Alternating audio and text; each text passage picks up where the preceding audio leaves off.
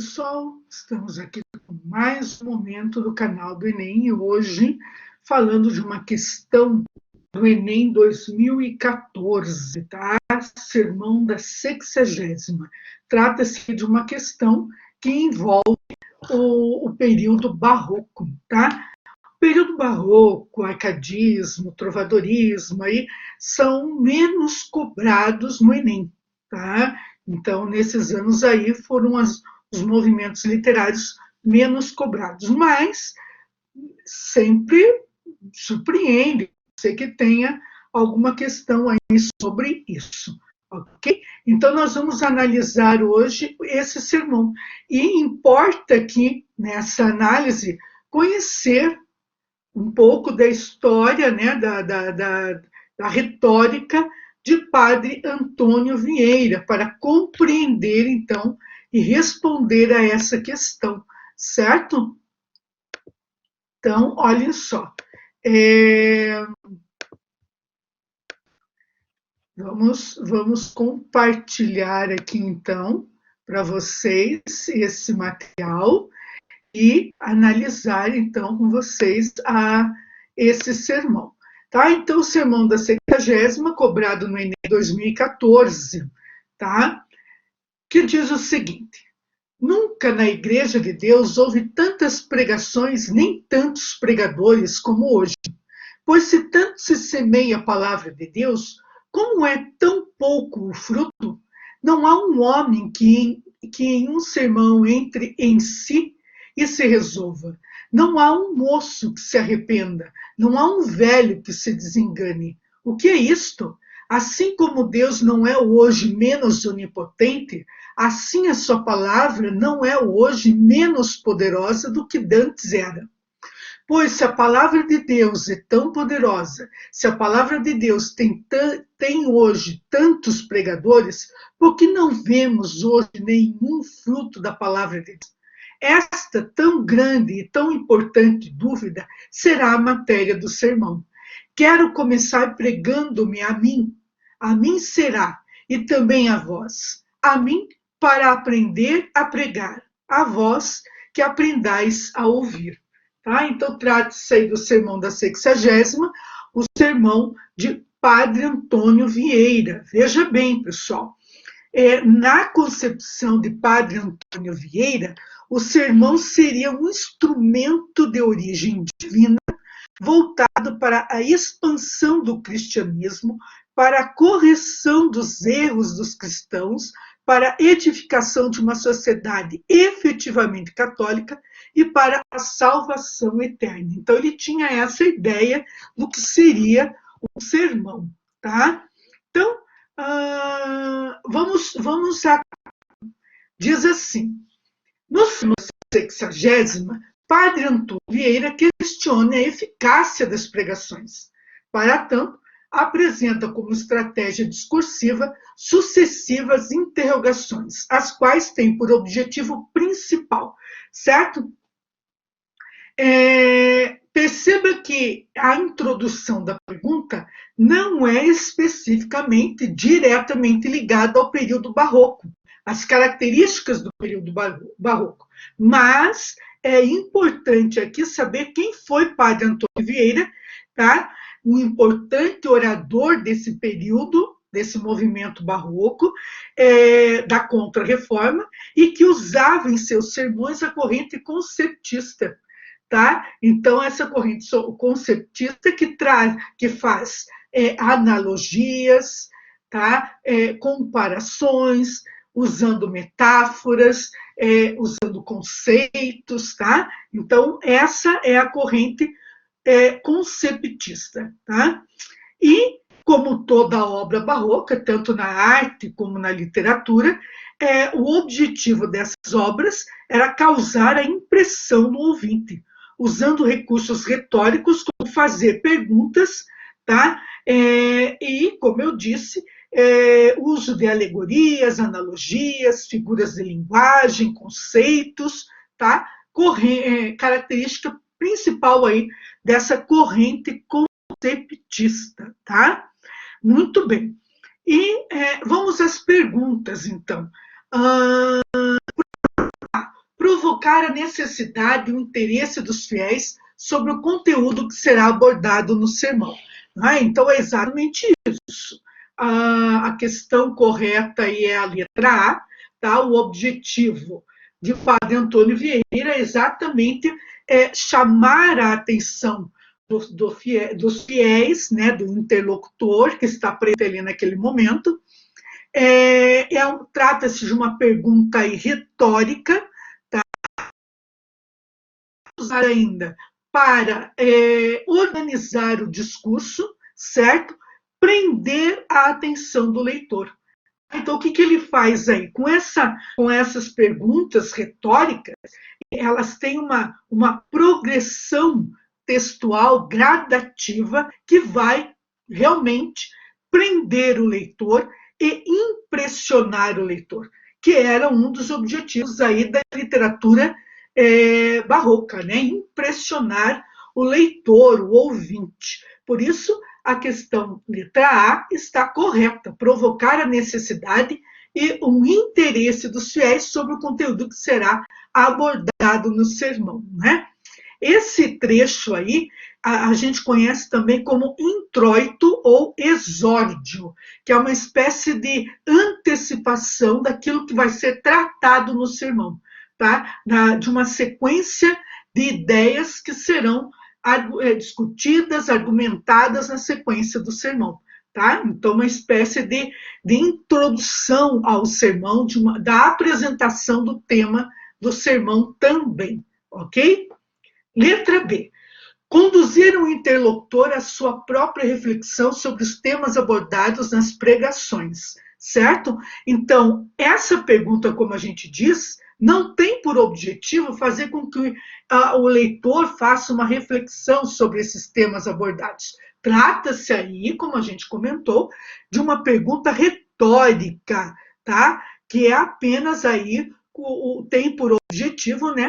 Organizar o discurso, uma maneira, como foi dito, de prender o fiel aí, os fiéis, na pregação, né? Causando impressão a eles, né? Sobre o que vai ser abordado.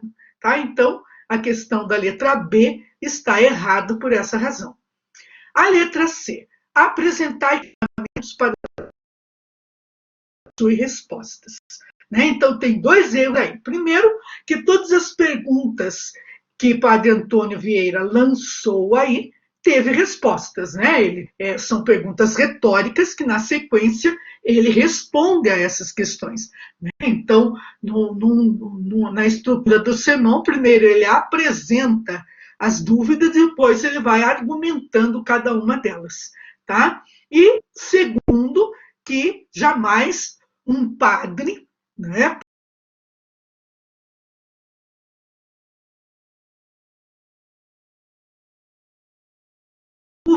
então a igreja não tinha dúvidas, não é? E muito menos Padre Antônio Vieira assumiria isso, não é? Então está por essa razão.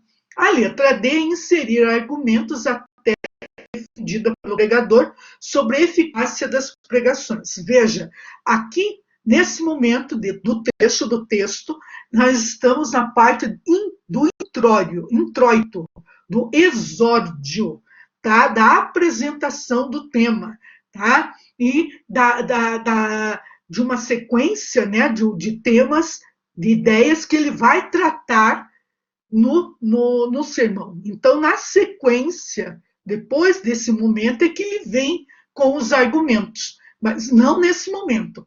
Nesse momento, ele está apresentando, então, os temas que serão tratados aí no sermão, certo? E não está trabalhando realmente ainda na parte dos argumentos, tá? Então, está errado por isso. Na letra D, na letra E, não é? Questionar a importância das pregações feitas pela igreja durante os sermões.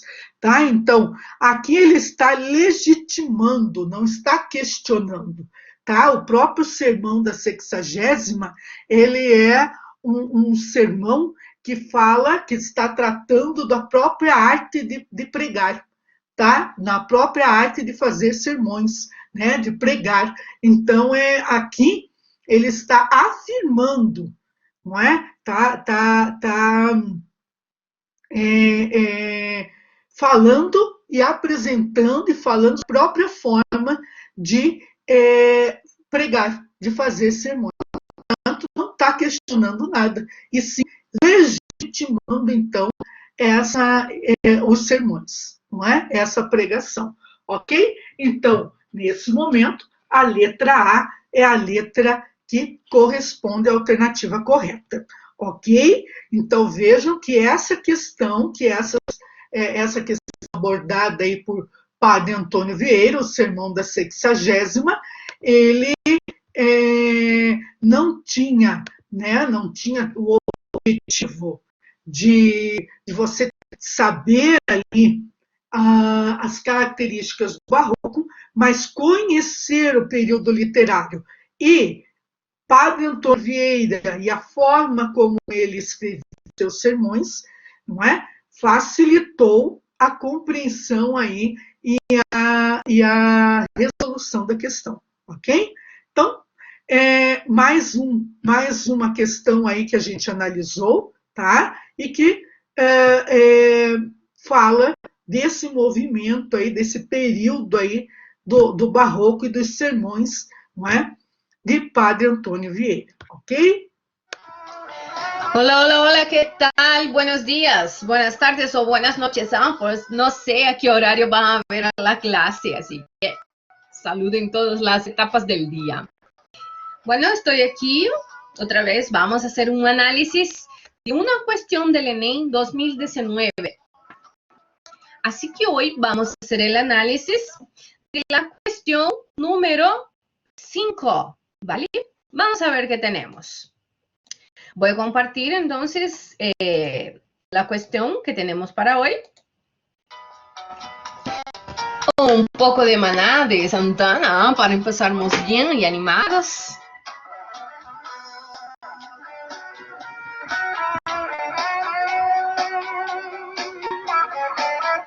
Y vámonos al texto, a ver qué tenemos para hoy. ¿Ah? Mira, qué rico. Qué delicioso, porque el título es el título de una comida típica. Tenemos aqui o título empanada. Bueno, e é de conhecimento mundial que a empanada é um prato típico de um país aqui da América do Sul, na verdade até mais de um, né? Há outros países aqui que trabalham com a empanada. Então agora falta buscar também uma informação qual país, traço do aspecto cultural de qual país tratará a questão. Então, a primeira coisa a analisar, né, que tipo de texto eu tenho aí, batendo o olho rápido, identifiquei um título, já sei que o título faz menção a uma comida típica, identifiquei que é um poema, porque está organizado em versos e estrofes, e agora nós olhamos também a pergunta antes de partir para a leitura. A pergunta clássica, né, a pergunta em português com alternativas em português também. Antes da pergunta, de fato, nós temos vamos dizer ali, um pré-texto com uma informação que já nos conduz a que tipo de leitura devemos ter. Então, tenho ali a informação de que a gastronomia é uma das formas de expressão cultural de um povo. Perfeito, bem pontual, Enem, como sempre, trabalhando elementos culturais do falante do idioma, do falante da língua, com a ideia de trazer essa aproximação, né, entre as culturas. Bom, sabemos então que é um poema e olhem, mais uma informação. Nesse poema, ao personificar as empanadas, o escritor chileno Andrés as alternativas. Então, já sei que se trata de um poema chileno, que é uma personificação da empanada, que é o elemento principal a ser homenageado, né? Dá a entender dentro desse poema. Então, nós já temos um direcionamento para voltar.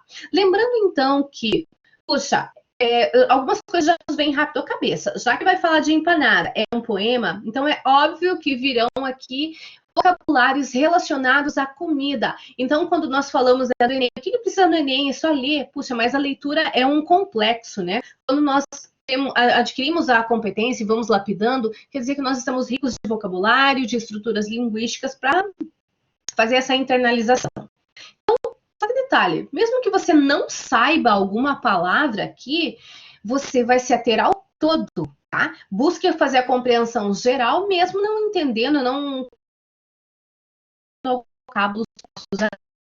Bom, então, turma. Empanada. Oveja en bayo claro. Vaquiche echada.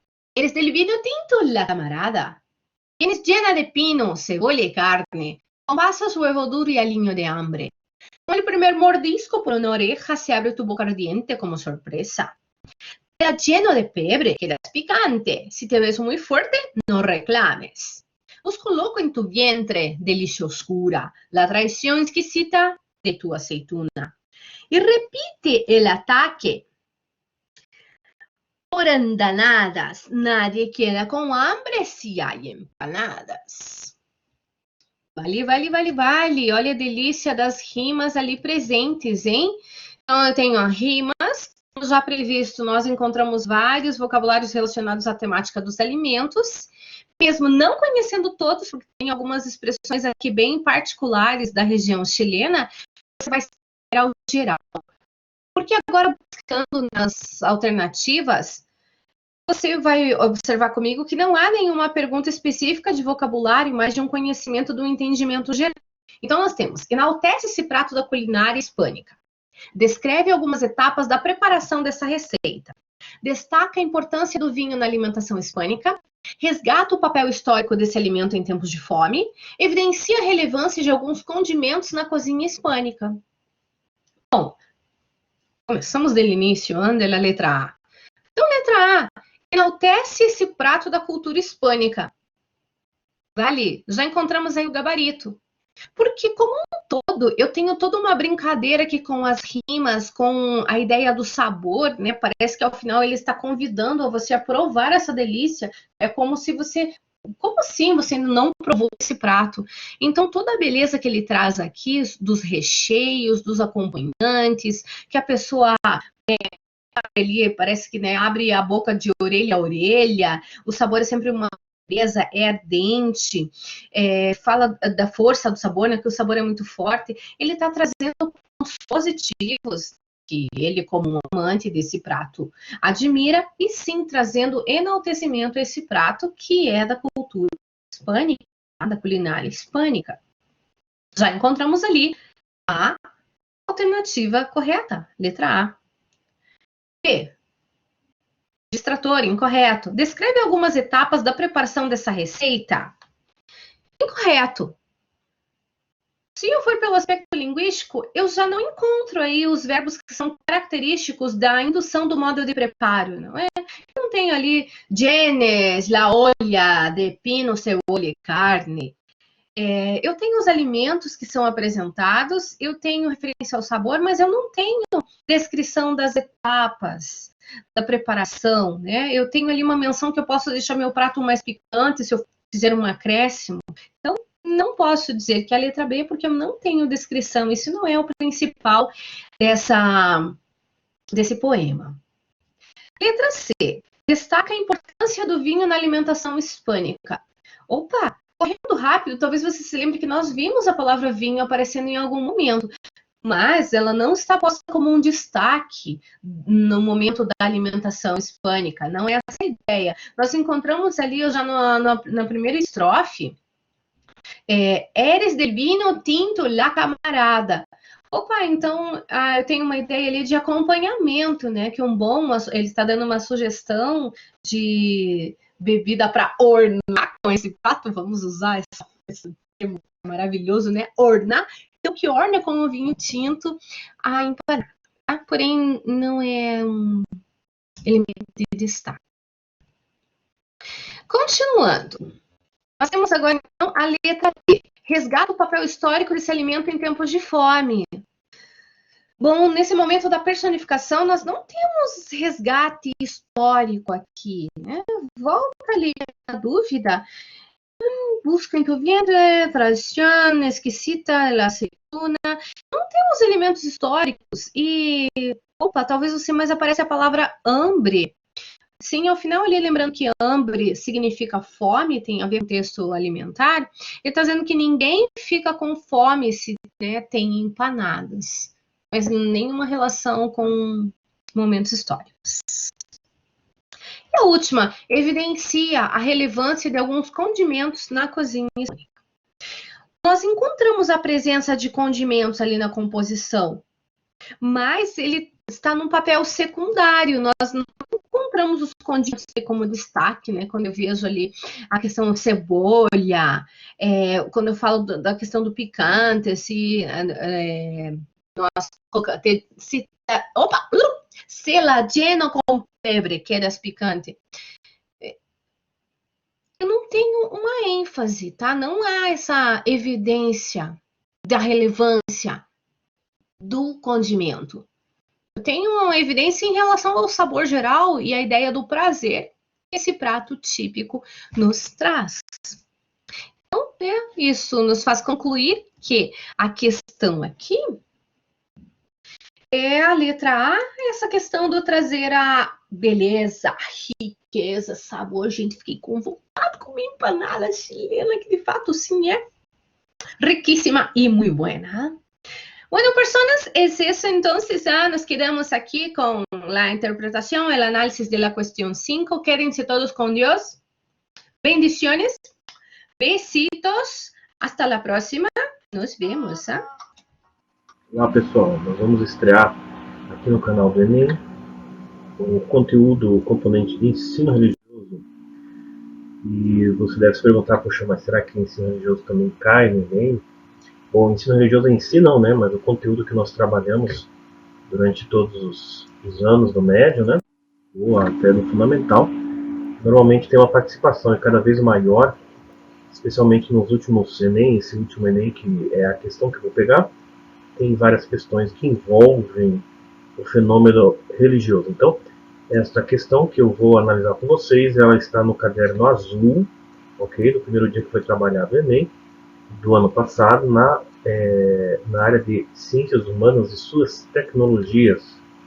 Então, a questão que eu peguei para a gente analisar aqui é uma questão, a questão número 62, tá? No caderno azul.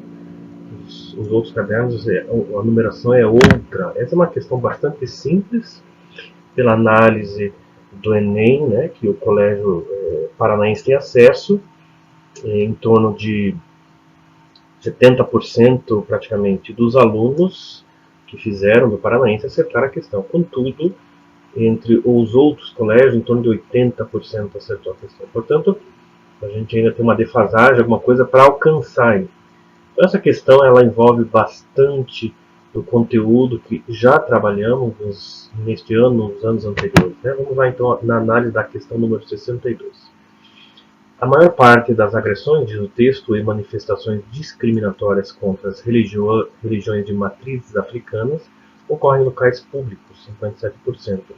É na rua, na via pública, que tiveram lugar mais de 2/3 das agressões, geralmente em locais próximos as casas de culto destas religiões. O transporte público também é apontado como um local em que os adeptos das religiões de matrizes africanas são discriminados, geralmente quando se encontram paramentados por conta dos preceitos religiosos. Então a pergunta é, as práticas descritas no texto são incompatíveis com a dinâmica de uma sociedade laica e democrática, por quê?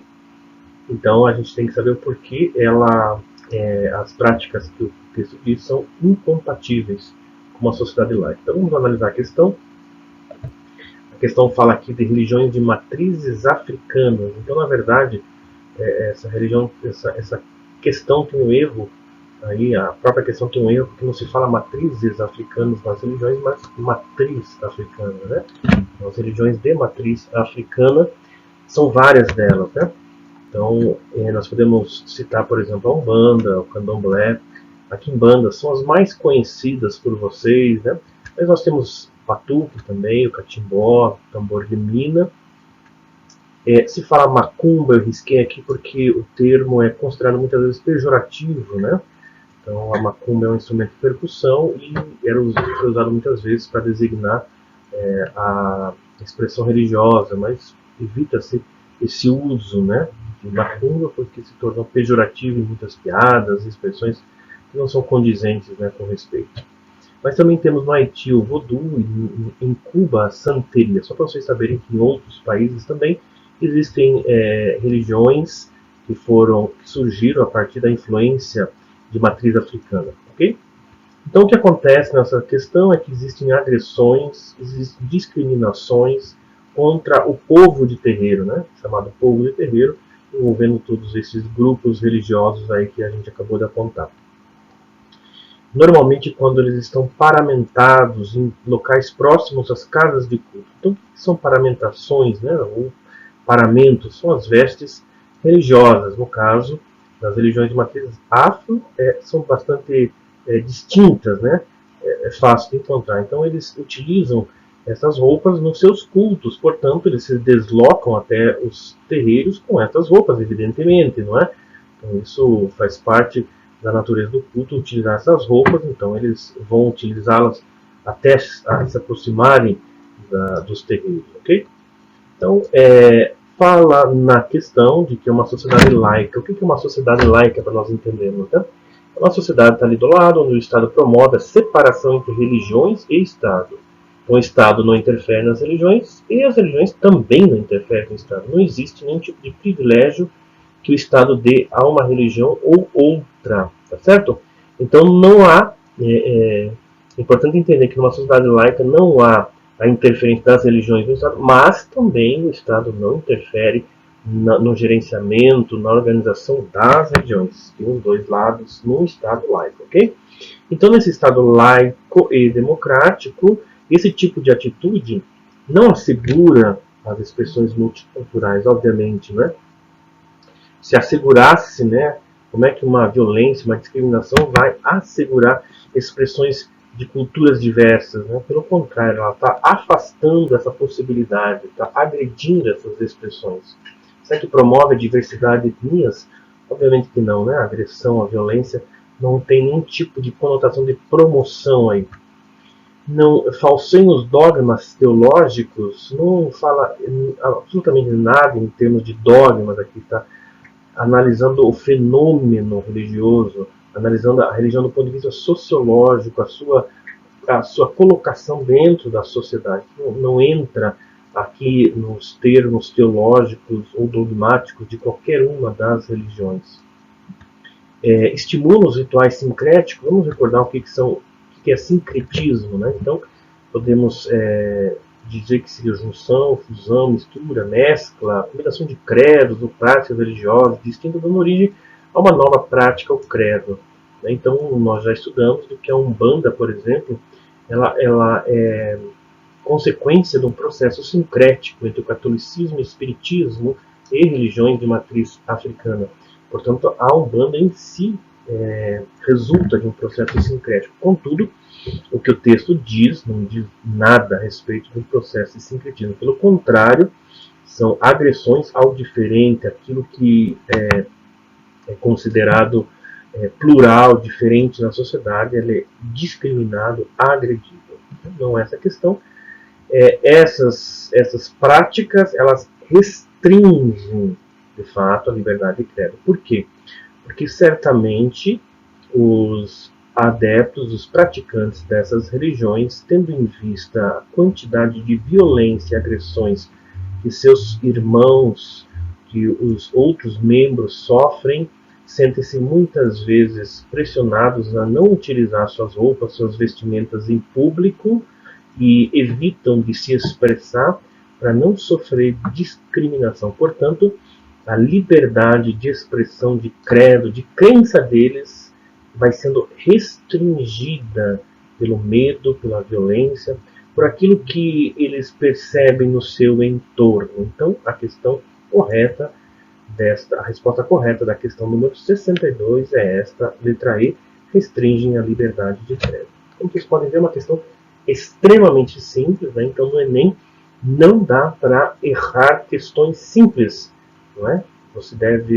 Essas questões simples, elas devem ser, você deve acertar, porque você sabe que no Enem as questões elas têm valores diferenciados, né, conforme o grau de dificuldade. Então, questões simples devem ser respondidas corretamente, ok? Então fica aí a dica, a análise dessa questão e até a próxima. Olá pessoal, tudo bem com vocês? Eu sou o professor Edivan, seu professor de filosofia, hoje aqui para resolver uma questão de filosofia no nosso canal do Enem, do Enem 2020, né? Esse Enem que foi cheio de nuances, né? Uma prova presencial, prova digital e assim por diante. A questão de hoje ela é extraída da prova digital, que inclusive eu reforço a você, foi uma prova muito mais carregada de elementos da filosofia e da sociologia. Separei para vocês uma questão hoje que nós trabalhamos na apostila número 3 da primeira série, né, na qual falamos de lógica, e a primeira série, inclusive, nas próximas semanas, essa semana e na próxima semana, estará trabalhando exatamente esse conteúdo dessa questão.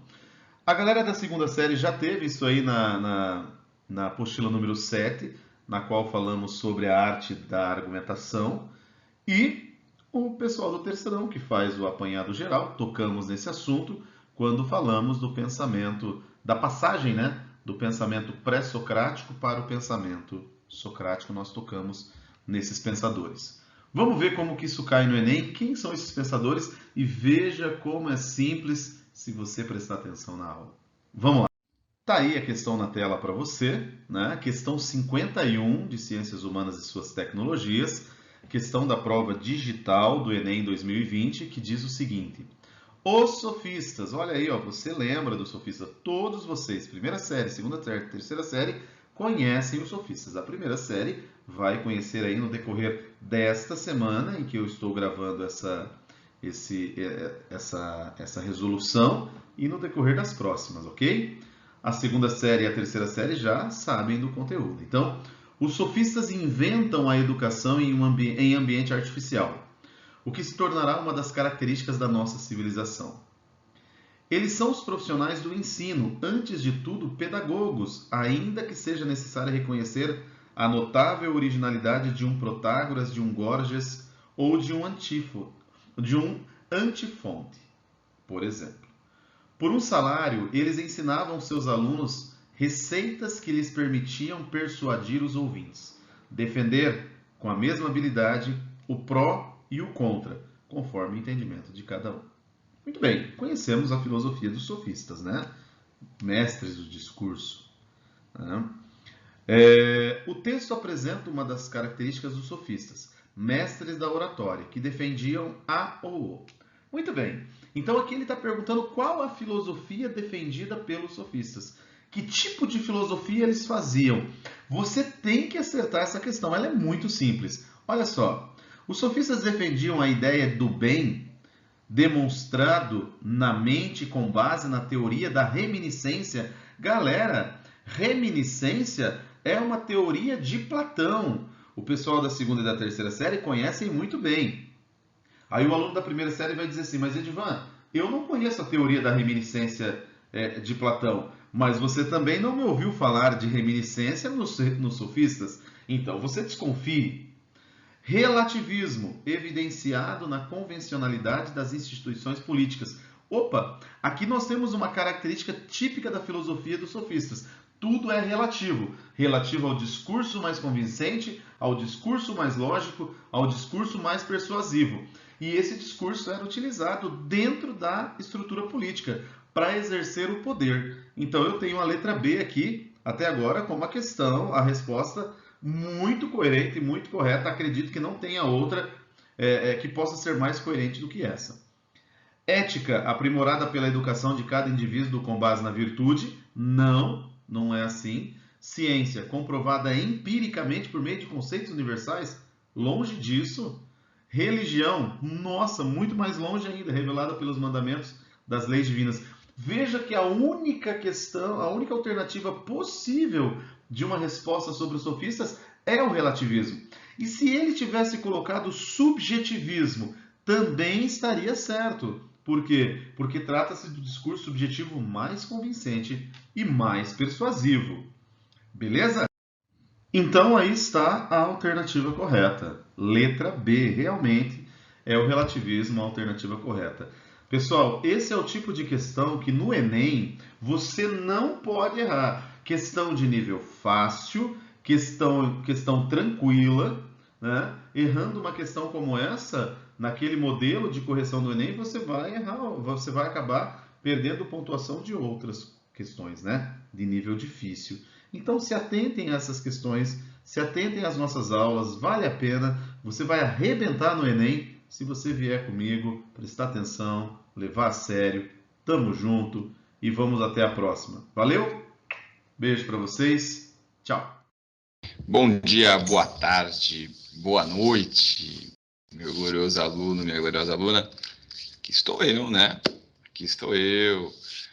Então, muito boa noite para todos e vamos aí dar início a mais uma aula de resolução de questões do Enem, né? Aqui, como o slide mostra, temos uma questão do C1, compreender os elementos culturais que constituem as identidades. E temos o H1, interpretar historicamente e geograficamente fontes documentais acerca de aspectos da cultura. Aqui, no caso, interpretar historicamente, né? Não sou professor de história, mas, enfim, poderia ser de geografia também. Aí, repare que essa aqui é uma questão do Enem de interpretação de imagem. Ela não tem um texto, ela não tem nada muito elaborado antes da imagem.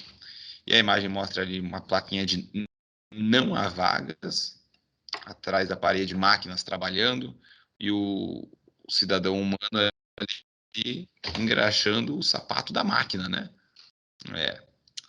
Enfim, charge de 2013.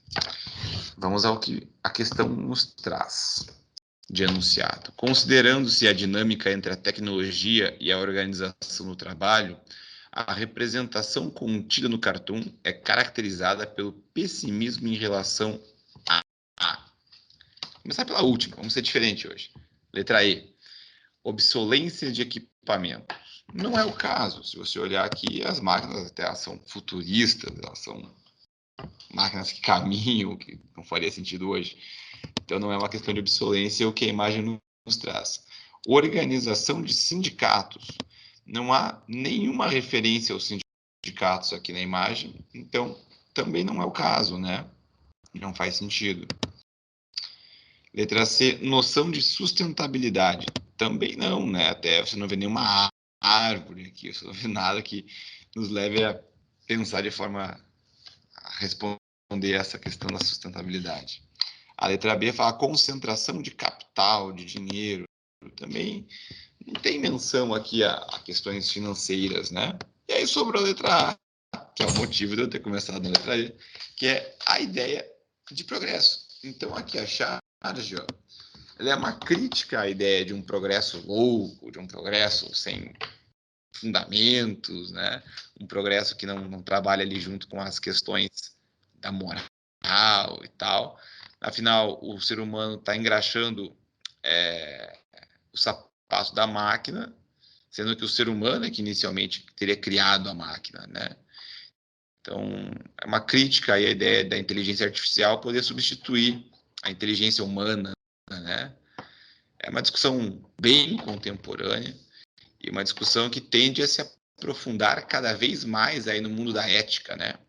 Então, aqui é uma questão de história, mas que é uma questão que, se a gente for trazer essa discussão para o nosso mundo contemporâneo, ela entra no mundo da filosofia, né? Essa ideia de que até onde é o limite, se é que há um limite ético para o desenvolvimento de inteligências artificiais, talvez capazes, inclusive, de superar os humanos em alguns aspectos, ou não sei, não sabemos. Estamos aí vivendo para poder descobrir aonde isso vai nos levar. Espero que não nos leve ao mundo da charge aqui, né? Porque aí seria bem ruim, bem desagradável para os seres humanos. Eu espero que a gente saiba utilizar melhor essa questão da inteligência artificial. Enfim, hoje eu paro por aqui. Até uma próxima. Satisfação inenarrável ter vocês aqui comigo. Tchauzinho. Até mais.